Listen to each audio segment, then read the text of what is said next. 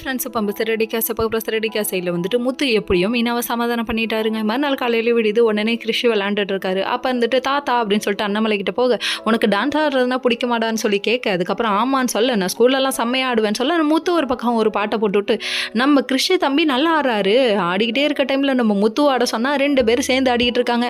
அதுக்கப்புறம் பார்த்தா ஸ்ருதியும் ரவியும் வந்து ஆடுறாங்க. இவங்க எல்லாம் ஆடிக்கிட்டு இருக்க டைமில் இதை பார்த்து என்ஜாய் பண்ணிக்கிறாங்களாமா. பெத்த மனசு அப்படியே பார்க்க பூரிச்சு போயிடுதுல.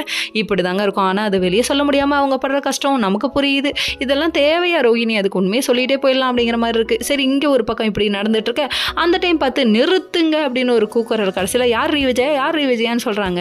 யாருடி வாடி போடின்னு சொல்கிறேன்னு சொல்லிட்டு விஜயா ஏறிக்கிட்டு வர, அதுக்கப்புறம் உன்னால தானே என் பொண்ணு கர்ப்பமானா அப்படிங்கிறாங்க. என்ன ஒன்றும் புரியலையே.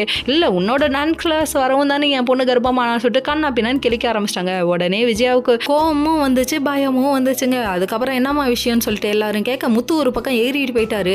ஏன் அம்மாவை ஏன் முன்னாடியே பேசுறியான்னு சொல்லிட்டு கோவப்பட, இதை பார்த்தோன்னே இவங்களுக்கு ஒன்றும் புரியலை.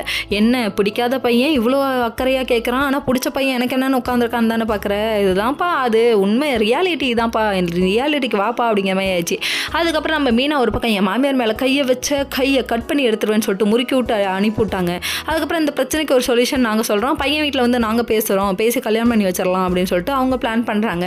சரிப்பா அப்படின்னு சொல்லிட்டாங்க. அதுக்கப்புறம் பயந்து போன நம்ம விஜயாவை கொண்டு போய் உட்கார வச்சு தண்ணி கொடுத்து தேத்தி விட்டுட்டு இருக்காங்க. தேவையா கோபாலு, நீ இன்னும் கொஞ்சம் நாளைக்கு டான்ஸ் கிளாஸ் பக்கம் போயிடாத, குச்சி எடுத்துக்கிட்டு வந்து நிற்பாங்க அப்படிங்கிற மாதிரி ஆயிடுச்சு ரியாக்ஷன்.